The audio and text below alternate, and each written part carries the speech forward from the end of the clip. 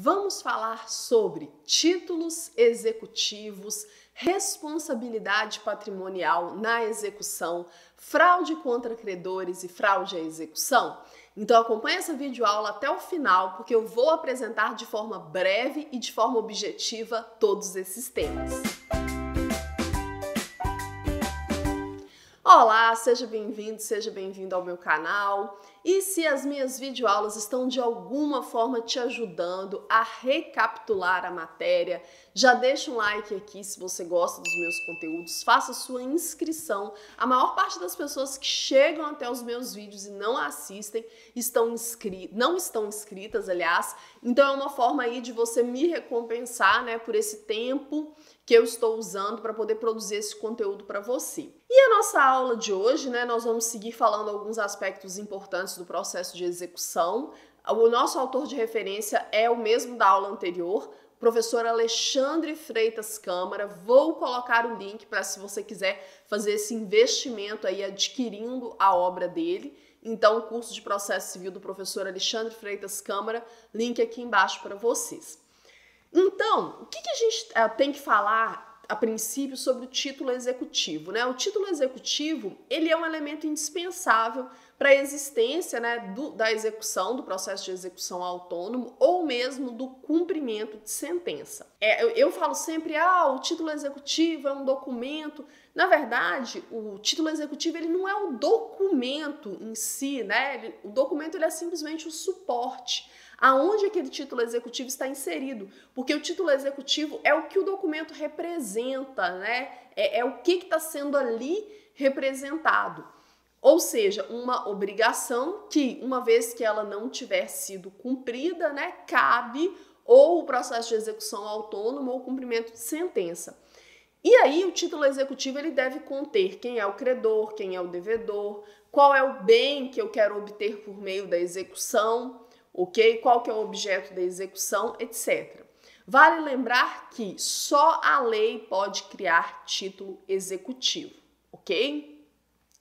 Então, o artigo 783 do Código de Processo Civil, do nosso novo Código de Processo Civil, ele diz que a execução para cobrança de crédito fundar-se-á sempre em título de obrigação certa, líquida e exigível. Então, o artigo 783 do novo Código de Processo Civil, ele traz aí para nós 3 características do título executivo.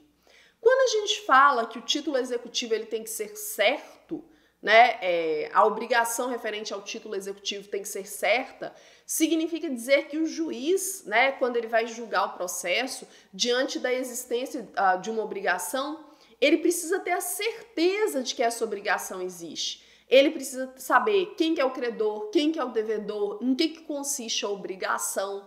Então, isso que significa dizer, né, que a obrigação constante em título executivo, ela precisa ser certa.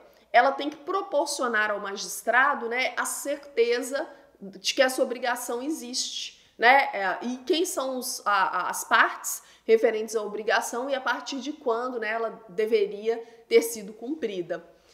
E aí, além do título executivo ser certo, ele também precisa ser líquido, né? Essa característica dele ser líquido tem a ver com a expressão de quanto o devedor ele deve para o credor, né? Quanto que o devedor ele deve para o credor? Em que consiste, né? Digamos assim, a obrigação que vai dar ensejo, né, a essa execução, a esse cumprimento de sentença. E o título executivo ele também é exigível. Ou seja, quando há um dever atual de cumprimento, né, e a obrigação não está sujeita a nenhum tipo de condição suspensiva, quer dizer, aquela dívida referente àquela obrigação, ela já está vencida, isso que significa dizer que o título executivo, então, ele tem que ser exigível. A obrigação tem que ser certa, né, o juiz tem que saber exatamente em que consiste a obrigação e quais que são as partes. Tem que ser líquido, né? A obrigação tem que ser líquida, no sentido de tem que dizer de forma expressa quanto que o devedor deve para o credor, e exigível no sentido de que a obrigação já tem que estar vencida, né? Porque se a obrigação estiver vencida, não há de se falar em proposta de execução ou de cumprimento de sentença. E aí os títulos executivos, eles se subdividem, né, em títulos executivos judiciais e extrajudiciais. Os títulos executivos judiciais, eles são produzidos, né, no curso de um processo, em uma linguagem bem simplória, né, ou mesmo em um processo judicial, né, ou equivalente, que é o caso do processo arbitral. Então, título executivo judicial, produzidos no curso de um processo judicial, né, ou equivalente. Eles estão previstos no artigo 515 do nosso novo Código de Processo Civil, que fala, né, que são títulos executivos judiciais cujo cumprimento dar-se-á de acordo com os artigos previstos neste título. Então a gente tem aqui, né, vários incisos, 9 incisos que apresentam os títulos executivos judiciais. São eles, né, as decisões proferidas no processo civil que reconheçam a exigibilidade de obrigação de pagar quantia, de fazer, de não fazer ou de entregar coisa.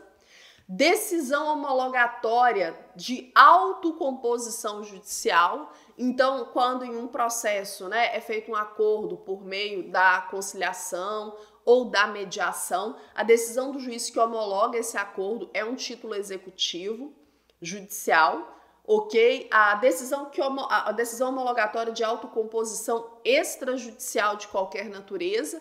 Então, de novo, faz menção aí às formas consensuais de solução de conflitos, né? A conciliação, a mediação. Quando elas forem feitas extrajudicialmente e levadas ao juiz para ele homologar, essa decisão de homologação é título executivo judicial. Inciso 4º do 515, né? O formal e a certidão de partilha, exclusivamente em relação ao inventariante, aos herdeiros e aos sucessores a título singular e universal.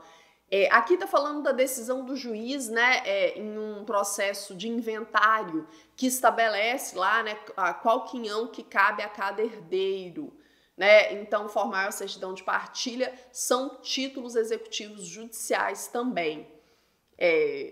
O crédito de auxiliar da justiça, né, a exemplo do perito ou do intérprete, quando as custas, emolumentos ou honorários forem aprovados por decisão judicial. Sentença penal condenatória transitada em julgado. É comum que a sentença penal condenatória ela estabeleça também algum tipo de obrigação de indenizar.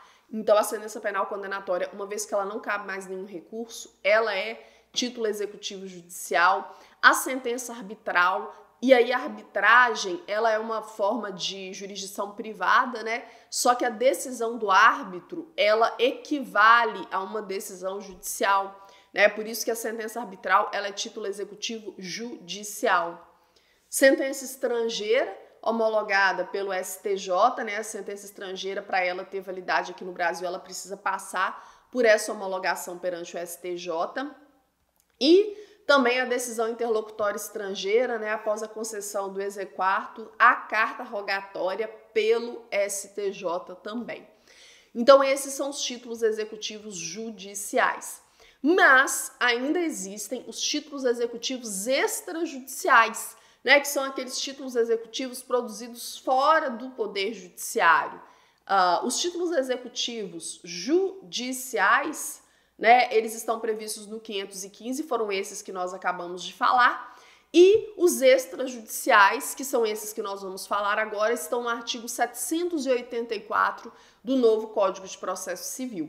E muitos deles, né, eles estão melhor regulamentados em outras leis, né, o Código de Processo Civil apenas menciona, mas, por exemplo, os primeiros que a gente vai falar são títulos de créditos, então cada um tem um decreto-lei específico que faz referência a ele, né? Tem uma lei própria.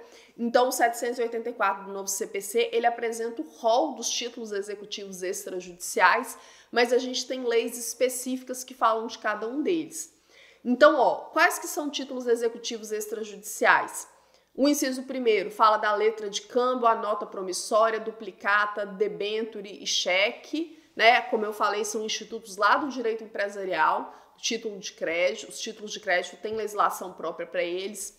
A gente tem a escritura pública ou outro documento público assinado pelo devedor, título extrajudicial, documento particular de confessando, né, por exemplo, uma dívida assinada pelo devedor e por duas testemunhas, instrumento de transação, né, acordo, referendado pelo MP, pela Defensoria, pela Advocacia Pública, por advogados ou mesmo por conciliador ou mediador credenciado pelo tribunal, né, título executivo extrajudicial, contrato garantido por hipoteca, penhor, anticrese ou outros direitos reais de garantia, contrato de seguro de vida em caso de morte, crédito decorrente de foro e laudêmio, crédito documentalmente comprovado decorrente de aluguel de imóvel, né, bem como encargos acessórios, como taxas e despesas de condomínio,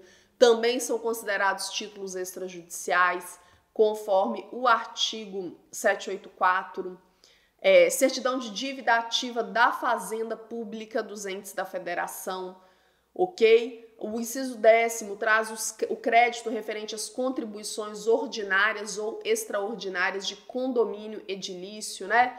Previstas na convenção ou aprovadas em Assembleia Geral, desde que você tenha um documento referente a essas despesas aí de condomínio, né? Também consiste em um título executivo extrajudicial. Tudo isso, gente, são instrumentos que vão que permitem aí, né, que seja movido um processo de execução contra o devedor, ok? A certidão expedida por, tá falando aqui, né, serventia notarial ou de registro, relativos a emolumentos ou demais despesas devidas pelos atos por elas praticados. Então, são certidões aí que comprovam emolumentos e despesas de cartório, também é um título executivo extrajudicial. E, por fim, note que o inciso 12 do 784, ele fala o seguinte: todos os demais títulos aos quais a lei atribuir força executiva, né? Falando o que eu falei no início, que pode ser que existam outros, né, previstos em outras leis, ou melhor, delimitados em lei, né, que não estão aqui no novo CPC, ok? E aí vale lembrar, né, que quando a gente fala de execução, a responsabilidade ela é sempre patrimonial. O que quer dizer, né, que os atos executivos, eles vão incidir sobre o patrimônio do devedor, nunca sobre a pessoa dele. E a responsabilidade patrimonial, né, ela consiste justamente em analisar com quais bens presentes e futuros o devedor ele vai responder pela execução. Então, a gente tem os bens presentes, né, que são aqueles bens que o executado ele já possui, mas o executado também responde em uma execução, né, com os bens futuros, aqueles bens que o executado ele vem a adquirir no curso de um processo de execução. Então, todo o patrimônio do devedor, salvo, né, as empenhorabilidades, as restrições estabelecidas em lei, inicialmente ele responde, né, tirando essas exceções previstas em lei, ele responde pelo pagamento de uma obrigação, né, que dá ensejo a uma execução. E aí, gente, é muito comum quando o devedor ele está em vias de ser executado ou ele já está sendo executado, que ele comece a incorrer em alienações fraudulentas. O que é isso? Ele começa a tomar medidas para poder se desfazer do seu patrimônio, né, para evitar essa invasão patrimonial, essa responsabilidade patrimonial que é decorrente da execução, para evitar que ele perca o seu patrimônio em razão dessa obrigação não satisfeita. E aí a gente tem dois tipos, né, de alienações fraudulentas que nós estudamos, que são a fraude contra credores e a fraude contra execução. E aí eu tenho que diferenciar esses dois institutos para vocês, né? Por quê? A fraude contra credores, ela é um instituto do direito material, né? Ela está prevista lá no Código Civil. A gente fala desse estudo em âmbito do direito civil, na verdade.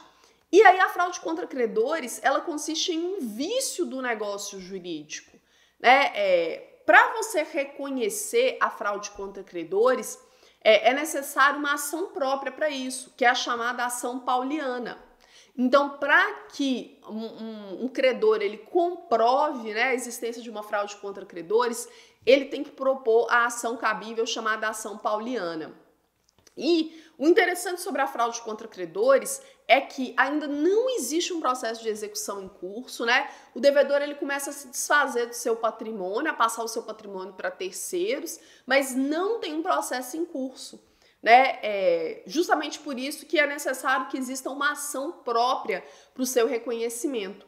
E aí a gente tem dois requisitos, né? São aqueles nominhos em latim maravilhosos, o concilium fraudis e o eventus damni, em regra. Ou seja, tem que comprovar que o devedor ele tá agindo com a intenção, né, de fraude e que ele está desfazendo do seu patrimônio de forma que ele vai acabar ficando insolvente e não tendo como quitar aí, né, na totalidade esse débito, essa obrigação que ele tem. E aí, diferentemente da fraude contra credores, que é o Instituto do Direito Civil, né, a gente tem a fraude à execução, que aí já é um instituto do processo civil, estudado, né, dentro do processo civil, é o Instituto de Direito Processual, e a fraude à execução, ela consiste em um ato atentatório à dignidade da justiça, né, quando já temos um processo em curso e o devedor ele vai desfazendo do seu patrimônio, né, para poder não arcar com a obrigação referente aí, né, a este processo. E a fraude à execução, ela não precisa de uma ação autônoma, igual a ação pauliana na fraude contra credores. Não. A fraude à execução, ela pode ser reconhecida dentro do mesmo processo, né? Seja um processo em fase de conhecimento ou em fase de execução. O autor, ele vai, o interessado, né, na verdade, o credor, ele pode arguir aí, né, alegar fraude à execução no curso do próprio processo em que ele vislumbra essa perda, né, essa necessidade, essa tentativa de se desfazer do patrimônio por parte do devedor, ok? Então ela ocorre quando a execução ocorre quando já há um processo em curso.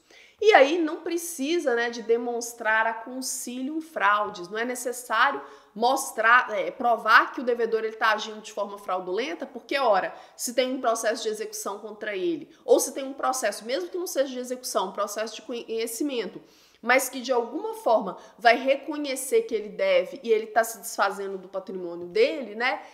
Nesse caso não vai ser necessário que o interessado, né, que o credor ele demonstre, né, o concilium fraudis para poder alegar a fraude à execução. E tem uma coisa interessante que vocês precisam saber sobre a fraude à execução também, que ela hoje é crime no Brasil, ok? É crime de ação penal privada, ok? Está previsto no artigo 179 do Código Penal. E com relação ao instituto, né, em que consiste, né, o passo a passo da fraude à execução, eu vou pedir para vocês fazerem a leitura, né, do 792 do Código de Processo Civil, que demonstra lá essas situações. Um grande abraço, vejo vocês nas nossas próximas aulas, até mais!